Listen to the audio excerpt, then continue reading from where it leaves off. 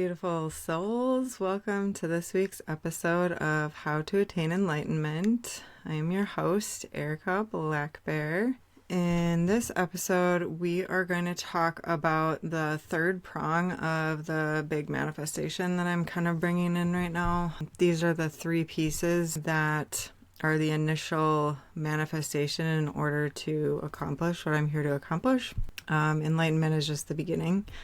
So the third piece is a lot of money.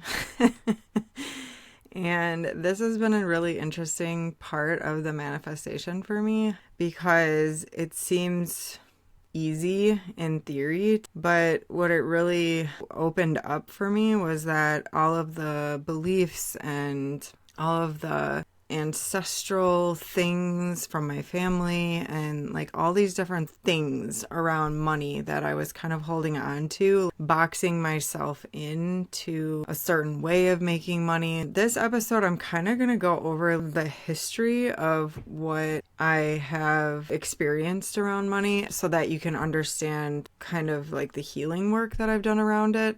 Because I think that this is a big one for a lot of people and that maybe the things that I've experienced other people can really relate to, or maybe it'll help someone understand something about their own life. So that's why I'm kind of going into this part of it. And also this is a big piece of the manifestation because I need money to do things. So that's why I'm speaking about this. This topic also ties into some of the subsequent episodes that I'm going to record that'll come after this one. And so I think it's just a good kind of segue into some of the next episodes. First of all, I grew up in a lower middle class family. Both sides of my family had definitely come from poverty. My father line was always fairly poor, and my mother line, they did a little bit better. My parents didn't move. They moved into a higher level of wealth, but it was still lower middle class. And also the mindset that both of my parents had and my grandparents was definitely poverty mindset. And so growing up around that, you get certain beliefs and certain ways of being around money get instilled in you. For example, this idea that you have to work really, really hard for money, and that if you're not working, you're not earning the money, so money doesn't grow on trees. Money's not going to fall in your lap. You have to work really hard to get money. Always searching for deals when you're buying something, which isn't necessarily a bad thing in and of itself, but when that's the only thing that's been instilled in you, feeling guilty if you purchase something that would have been considered frivolous in my family, there's a lot of guilt that goes along with it. And the truth about that I've ultimately learned about money is that having those types of mindsets will keep you from receiving more abundance, keep you from living within abundance. And it has been a very big struggle for me to be able to move beyond this. I thought it wouldn't be as difficult. And also not being able to throw things away. That's not a bad thing in and of itself. Reusing items is great. I'm talking about almost to the point of hoarding items, having so much in the house that to me it was overwhelming. My mom was like that too, where she really couldn't throw things away. And so our house is always very packed full of things. There's this whole mindset around needing to hang on to every little thing because you might use it someday, and you don't want to have to go buy it because you already had it, kind of thing. On my father's side of the family, they came from a little bit more extreme poverty. It was frivolous in his mind to even buy new clothes or to buy clothes in general. As long as you could still fit in it, even if the pants were high waters, you're still going to need to wear those because you can't spend money on those types of things. So I grew up with both of my parents in that mindset, always buying things secondhand and going to rummage sales. And I'm not saying that this is bad as a whole. I'm just saying when you're trying to elevate your wealth, I guess it's the intention behind it more. It's like, are you buying secondhand because you feel like you're contributing to reusing items and not having so much in the landfills, et cetera, et cetera. That's a different thing.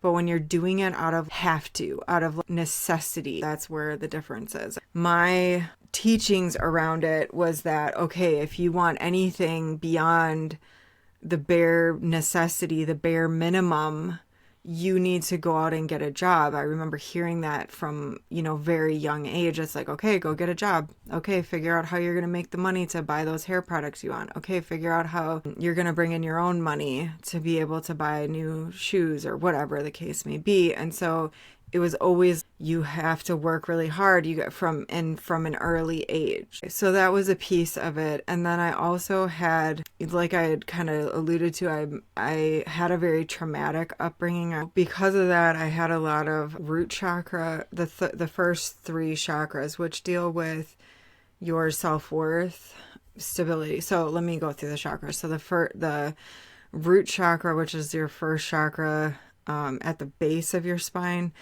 that is the energy center associated with feeling safe and secure, stability, especially in your home environment, feeling safe within your body. And so my childhood really affected that aspect. There's more to them than what I'm pointing out, but this is just in relationship to how I have seen it with money in my own life. And so sacral chakra is the second chakra. And this, to me, I have found that because I was a girl, my father he wanted a boy, but also I felt like I was targeted because I was a female. And I also grew up constantly hearing, don't cry like a girl, or, don't be like a girl and stuff like that. So it's like I grew up hearing being in my feminine was not safe and was not okay. It was perceived as bad or wrong by others. And so I took that on as myself. I was naturally a tomboy and stuff like that. And I played the sports and I, was out climbing trees and I was very active and physically active and stuff like that. But I mean, girls can be that way too. But I'm just saying that I wasn't naturally already predisposed to be more of like a tomboy. So I really struggled with my femininity and the feminine side of yourself. And everybody has masculine and feminine regardless of their gender. The feminine side of you allows flow. It's attracting instead of pushing to get. It's relaxing into life instead of being more forceful and pushing. And for so much of my life, I was very into my masculine side of myself, feeling this incessant drive to do in order to get the bare minimum in life, and it's particularly around money. The third chakra is the solar plexus chakra, and that has to do with self-worth, how you feel about yourself. Do you feel powerful? Do you let people walk all over you? Do you have strong boundaries, or do you let people into your life that don't belong there, or do you allow people to use you, or just those kinds of things where you have strong external boundaries? So my upbringing really helped to create those insecurities within myself. So feeling that it wasn't safe to be powerful, that it wasn't safe to be in my feminine, that I'm not safe no matter where I am. Like, I'm not safe at home, I'm not safe in my family. And so all of these things really affected my ability to pull myself out of poverty. There was also what went along in my family with the poverty mindset was a workaholic mindset. You have to just work as hard as you can to get the bare minimum to get by financially. And almost like, who do you think you are trying to better yourself, or trying to I was never specifically told that. It was this feeling that because we came from poverty, we can never be in wealth, and those kinds of beliefs. And also workaholic mindsets, like I was taught, often there is issues around self-worth that goes along with that, because you're taught that your health and well-being doesn't matter as much as making money, that you have to work your ass off your whole life to scrape by, and at least you're paying your bills, and it doesn't matter that it's at the expense of your health and well-being, your physical and mental health and well-being. That's what I did for so long. When I was 15, I was kicked out of my house for the first time, and then they forced me to come home. And then when I was 16, they kicked me out for good. So I've been on my own since I was 16 years old. And then I ended up getting pregnant with my oldest daughter. I'm glad she came to me, because she really saved my life in so many different ways, and also taught me love and taught me self-worth and taught me all these different things. But I was only 19 when I got pregnant. I was 20 when I had her. So I was homeless when I got pregnant. I was living with different friends and living in my vehicle, and I was working a lot, but I was also not in a stable place. And I've never really, up until recently, felt stability in my life. And then getting pregnant, and then I did have, I made sure to have like housing set up before she was born, and it really did make me kind of get my shit together. But I was always working. I was a single mom. Neither of my girls' dads have been around at all and did not contribute financially. And that's actually for the best. Like, I feel very positive about that now. The point is that because I came from these mindsets of you have to work your ass off in order to get just enough, that's what I did, because I didn't know any better. And so I literally, my oldest daughter's life, she's 20 now, I always worked like between 2 and 4 jobs just to scrape by. Like, we were definitely still living in poverty the whole time.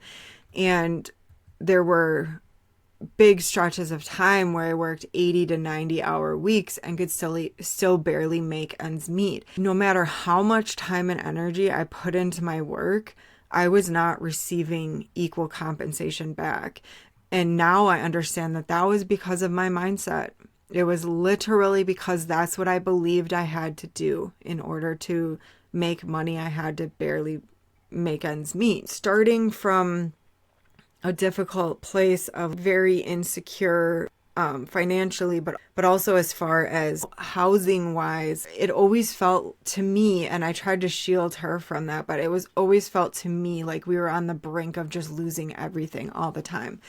And so there was still, even though I always paid my bills and I always had my house and I always did the best I could, but it still felt like I felt insecure still in that way, because I didn't feel safe. And so that just ballooned out into so many different aspects of my life. And this was part of it, was that I was working so much and barely making ends meet. And I spent literally decades burning myself out, burning the candle at both ends. I never had time for myself, and I didn't take time for myself. It's like, that's part of it, is that because I'm not worthy of that, or that's what I was taught, I felt like I had to burn myself out. Okay, you're starting from this like severe poverty place and you're trying to dig yourself out, but because the mindset is always you're not going to get out of that, you can't dig yourself out. So no matter how many jobs I worked, no matter how much I physically and mentally burnt myself out and really harmed myself, when you're working that much, especially in jobs you do not really like, because at first I was working as a cook and a chef, and I really did like it at first, very early on, but then I felt like I couldn't get out of that, and it was so draining. It was a very male dominated again, I was very in my masculine and it was very male dominated. At first I liked that. I'm like, yeah, I'm a woman and I can handle my own in the kitchen. And I was always very tough and I was very, I'm just going to push through and I'm just going to bulldoze my way through no matter how I'm feeling, no matter how much my body is saying I need rest and my mind is saying I need rest, I'm still going to push through it. And that is never the way to receive more abundance. That is the way to receive more of that. And so that's what happened, was that for literally decades, I was always trying so hard to get us out of poverty and I could never get there. And I just was so exhausted and so tired. And it was just this terrible cycle of working as hard as I could until I burned out. And I mean, I pushed through burnout. Like that's how severe this was for me. And I know that there's many other people that do this. Like I see it. Especially our society in the United States is very work, work, work, work, work. You cannot take downtime. Our work environments are set up where we don't get a lot of time off. We don't get, and this is instilled in our society. So not only is it family, poverty mindset passed down and all these other beliefs, but it's also society-wide. So I often push myself way past the point of burnout, and it contributed very much to my severe PTSD, which was already happening because of the childhood I went through, but also these types of things that I was doing to myself because I didn't know any better. So I was constantly pushing past the point of where I was past my burnout. And I've always been, thankfully, my body has always been very strong. I don't get sick easily, but because I was pushing myself past burnout, that's when I would get really sick and I would create, it was unintentional, but I would create the scenario where I would just end up being laid out, whether that be some type of illness, flu or whatever, or just a terrible like migraine or something. The constant stress and fight or I was constantly overworking my adrenals and I was in a fight or flight response all the time.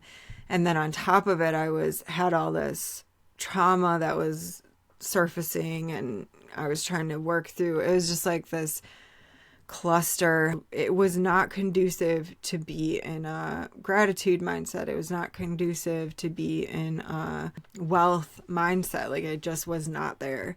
And I finally got to the point where I was like, I literally cannot do this anymore. My body cannot take another year of this type of abuse, basically. So I finally got to the end of my rope and I was like, I can't do this anymore. This is a horrible life. I hate it. I hate living like this. I don't enjoy my jobs. And I'm literally working and then hanging with my kid as much as I can and sleeping and doing it all the next day. And it was like 7 days a week, at least 6 days a week. I was just literally burning myself, just completely out. And so I finally got so tired of it that I started looking into alternative lifestyles, because I just felt so desperate. I didn't see a way out.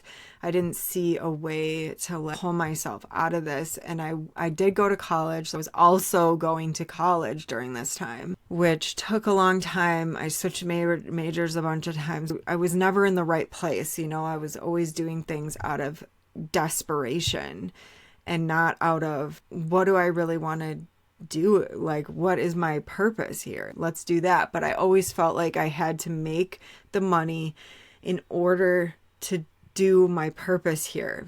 I always felt like I could, like, how do you make money attaining alignment? Like I said in a different podcast episode, you can't just go apply for that job somewhere and get paid for it, And I wasn't in a position to be able to just leave everything and go sit in a cave somewhere and, fast until I attain it. It wasn't a thing that I could do, and also that I had to do everything myself. That was another piece to this. It's like I was taught from a very early age that I had to take care of myself. I couldn't rely on anybody else. Everybody else in my life would fail me or harm me So I couldn't trust anybody. I had to do everything myself. I couldn't even allow anybody to help me because I didn't trust anybody to be able to help me. So there's just so many different facets of, just childhood things that followed me into the present. So I started looking into alternative lifestyles, and I was always kind of searching for, where is my way out? Where is my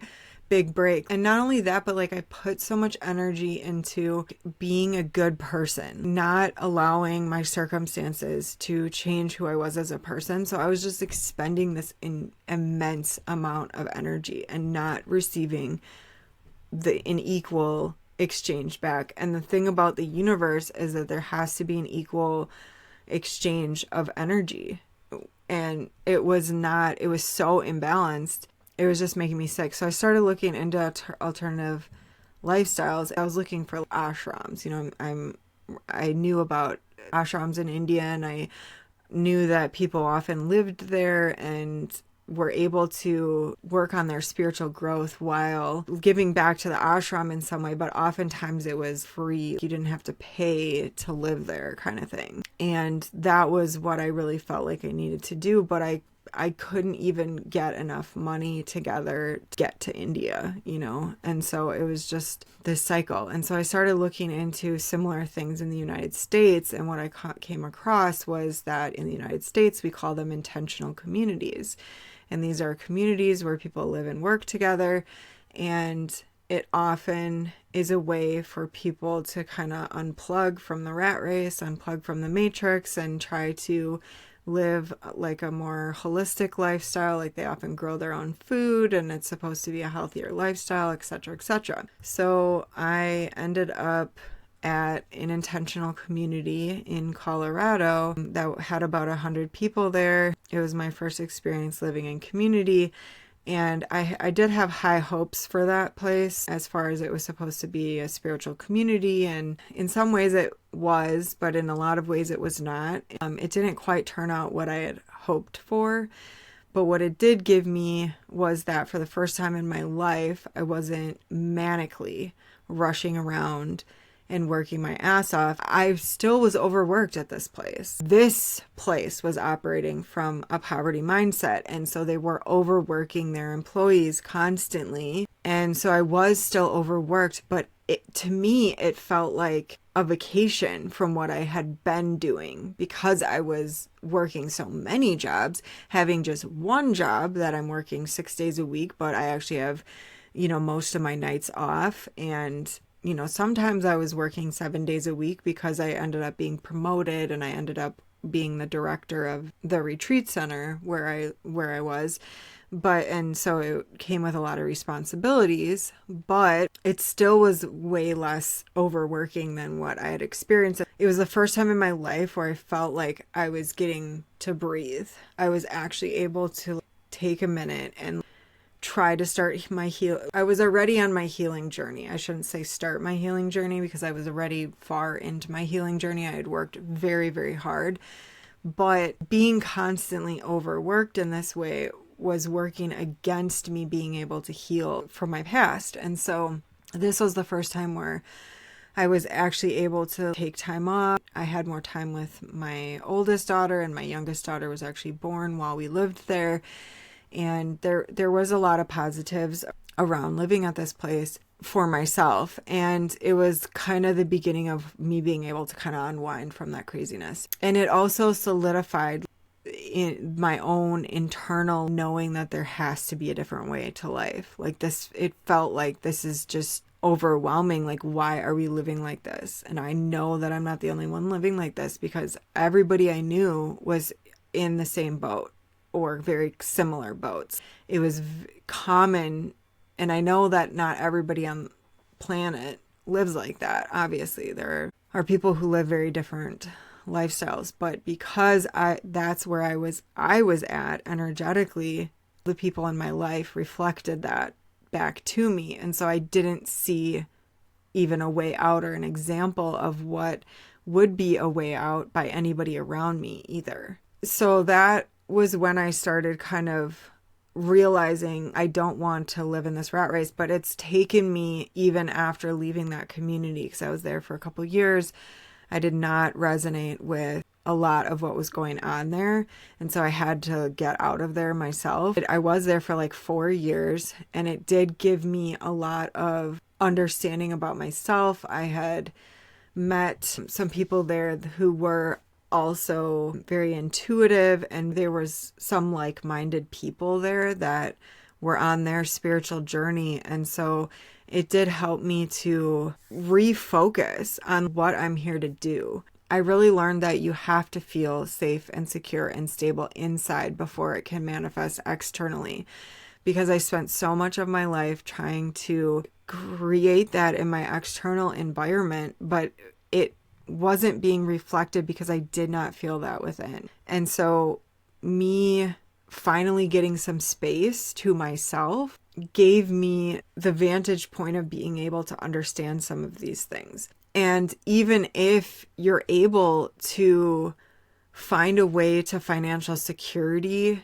without having healed that within, like feeling safe and secure and stable and abundant within, oftentimes people will lose it because they don't have that internal foundation around stability and around abundance. So that was kind of the beginning of when I started kind of really unplugging from, the matrix or from the rat race and from society. I never felt like I fit in. I always felt very unusual, very like I could not find like-minded people. I really struggled to find people that understood me on my deepest level. There were ways that I presented myself to fit in, especially when I was like a teenager and early 20s, because, that's the age where you just desperately want to fit in.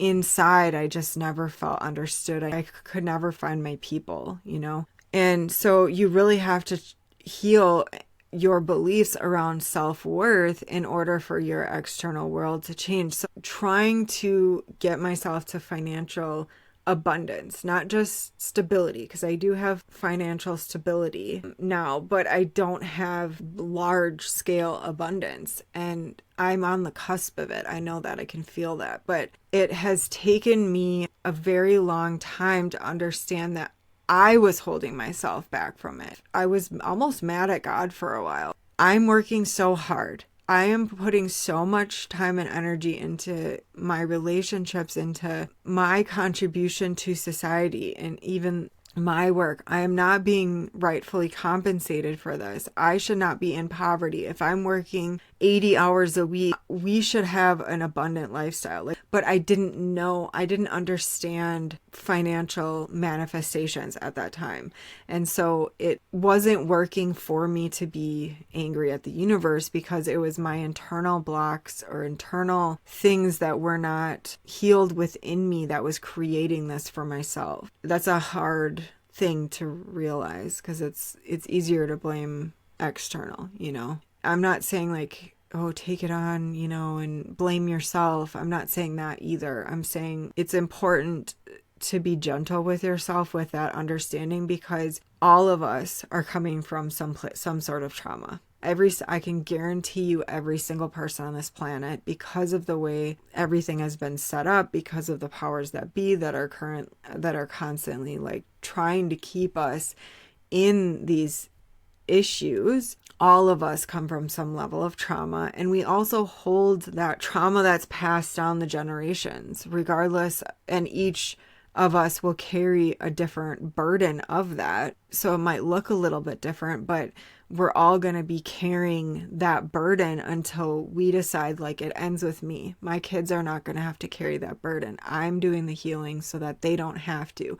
I'm doing the work so that they can live in a world where they don't have to experience what I've experienced, at least not to the level that I've experienced, and their kids won't have to. And it's like the buck stops with me kind of thing. I carried so many different beliefs that I didn't realize I was carrying. And I'll give you some examples of a victim mentality. Like, I am a victim to my circumstances. I cannot change my circumstances. Because I was born into these circumstances, I am stuck in them, kind of thing. Like, luxury is always out of reach for me. Only wealthy people can afford to be healthy. I'm not healthy because I'm not wealthy. All of these things tie into being able to manifest wealth. And what I really came to understand was that I started looking into external help. I was always following my guide's guidance, like, show me how to get to abundance, show me how to get out of this poverty.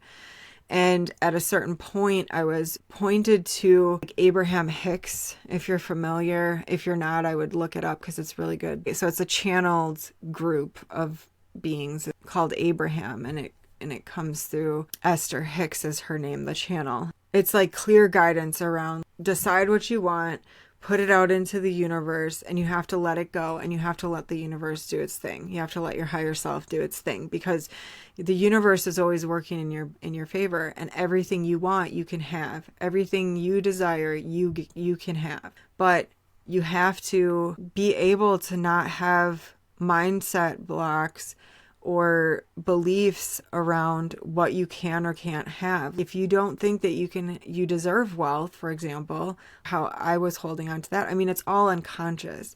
These are things that I uncovered after years of digging into, okay, what are the facets of this particular aspect of how I'm feeling? I'm feeling like I can't get out of this poverty. And okay, so there's a facet of it that I'm a victim to my circumstances, that I literally can't get out of this, that I can't get myself out of this. Like dig into that and dig and pull it apart and figure out the different beliefs that I hold around this particular thing. And then look at this so it's really a lot of internal work about really discovering what it is that is holding you back. And then the manifestation is fairly easy. You just have to be clear about what you're manifesting and be crystal clear. About 8 years ago, this was when I was at that intentional community, is when I started actively pursuing like the enlightenment again. While I was at that community is when I really was like, okay, to my guides, I was like, all right, I am done living like this. I need to be shown the way out. I need to be shown these are the things that I know I'm here to do. How do I get there? Show me the way. So I really got back to that, how I mentioned when I was a kid, I really gave my life over to the divine, and I was like, guide me, show me what I need to do.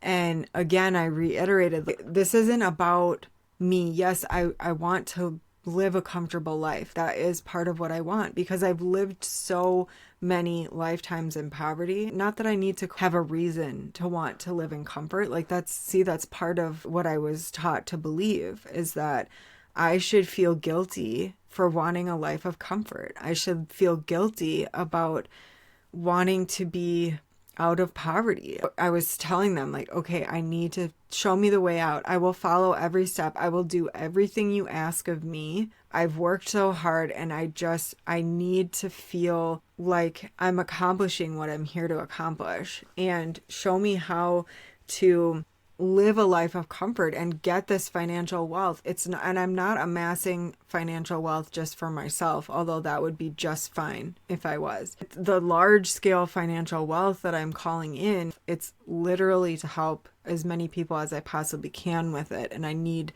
a lot of money. I know what to do. I just need a lot of money to be able to do it. Anyway, so there's, like I said, there's these different facets of the manifestation, and I'm trying to, it's like all interconnected for me. And so there's particularly these three, the divine counterpart partnership is a big piece. The attaining enlightenment is the, and then the large scale financial wealth. So these three all intertwine and all go together into the package. That's just the beginning of my mission here. I will explain more in detail in subsequent podcast episodes about what that has looked like. And I'll finish with the money, and then we'll go into more in detail of what has those steps looked like for me that my guides have taken me on. The other thing I was going to mention was that society teaches that we're taught that people who are meant to be spiritual teachers, healers, mystics, etc., should not be charging for their services. And even how dare they charge for their services? There's a lot of people out there that think that that people who are spiritual mentors or healers or things like that should not be charging. And I mean, it's the audacity of that. I don't want to go negative with it, but the powers that be really don't want the healers and the mystics and the spiritual teachers to do their job, because it keeps those people down. Like when you're in a poverty mindset, you cannot be abundant. You can't really even help other people. When you are struggling yourself, you cannot help other people.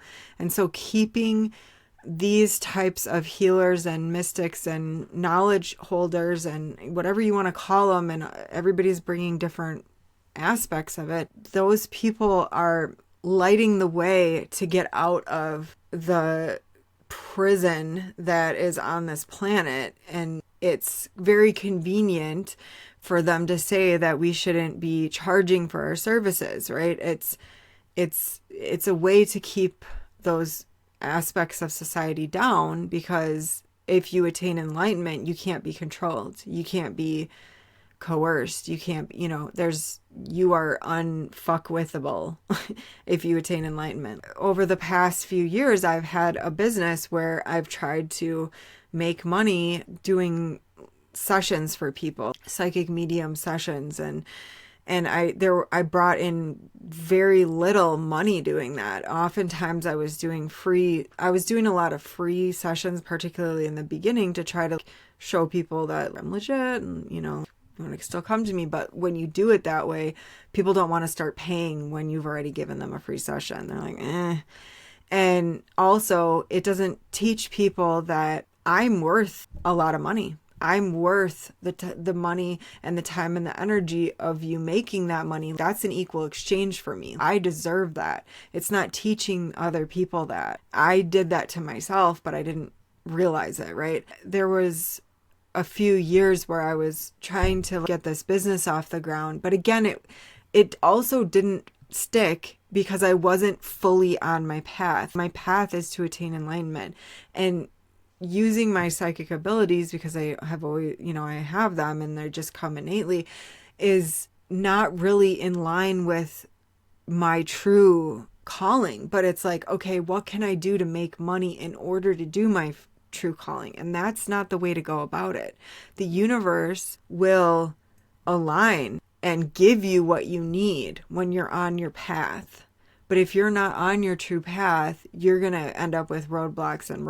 And that's what I experienced. But also, I experienced this other understanding of trying to make money that way.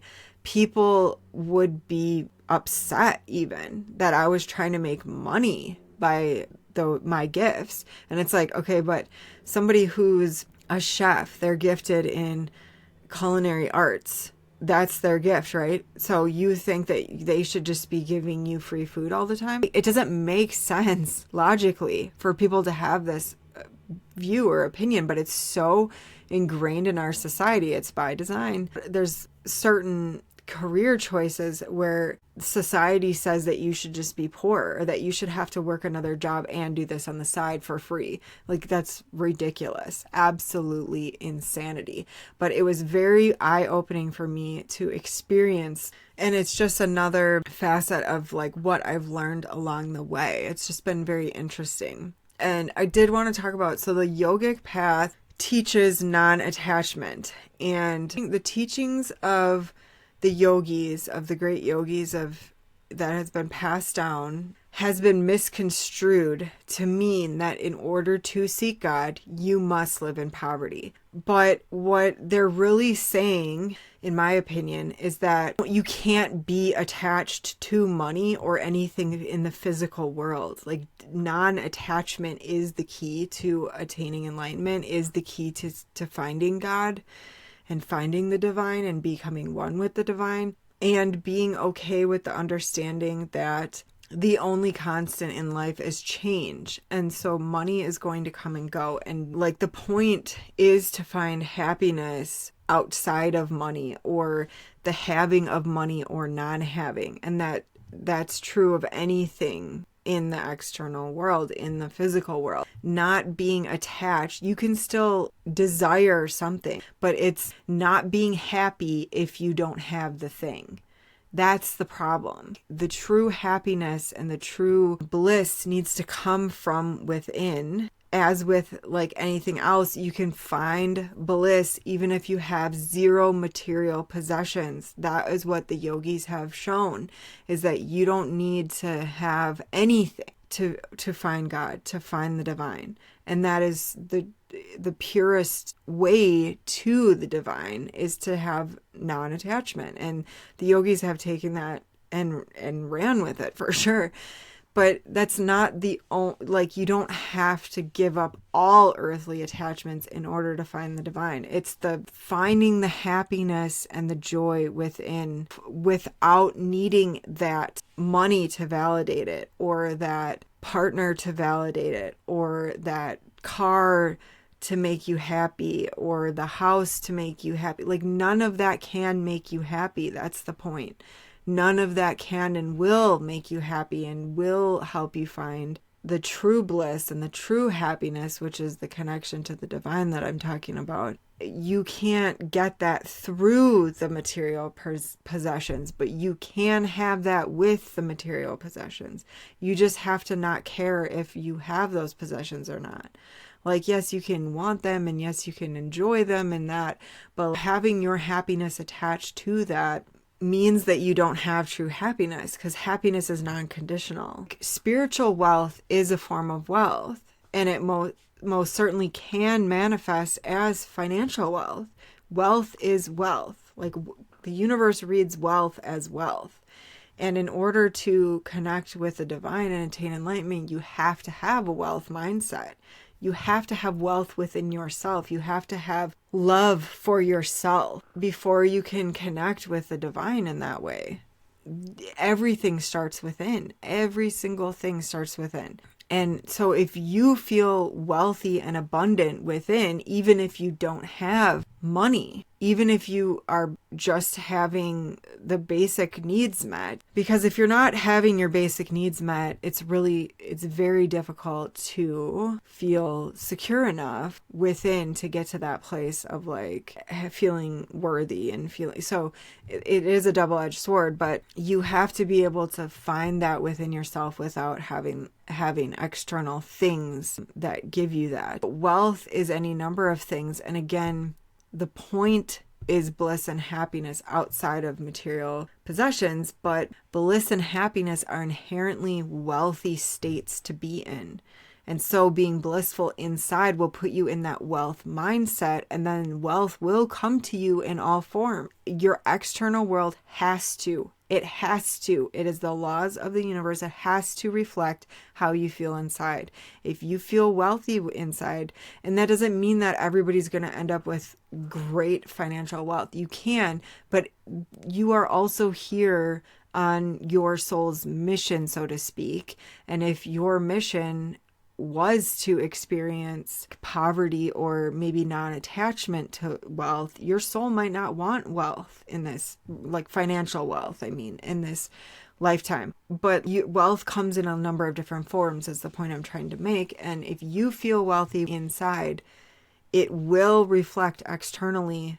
It has to. It has to. It will be in divine timing, but it will reflect externally. Like, the reason yogis are often portrayed accurately as having forsaken all material possessions and living on the outskirts of society to attain enlightenment is because it is easier to attain enlightenment without all of the distractions in the material world. But there have been many yogis who have attained enlightenment who were also financially wealthy, or who needed wealth in order to accomplish what they were here to do. Take Paramahansa Yogananda, for example. Because he built such a huge worldwide organization and he built many centers to represent that organization, he needed financial wealth in order to do that. And so because of that, the wealth came to him in order to be able to accomplish his goals in the material world. I want to be clear, like, the divine and the universe and God does not think you need to be in poverty. In fact, wealth is your innate nature. Wealth is who you are. And so finding that wealth within is the key. I have learned is the absolute key to getting it in the external world. That's a little bit of what I have learned about money over the years of this journey. And so on that note, I'm going to leave this episode there. Thank you so very much for joining me, and I will see you next week.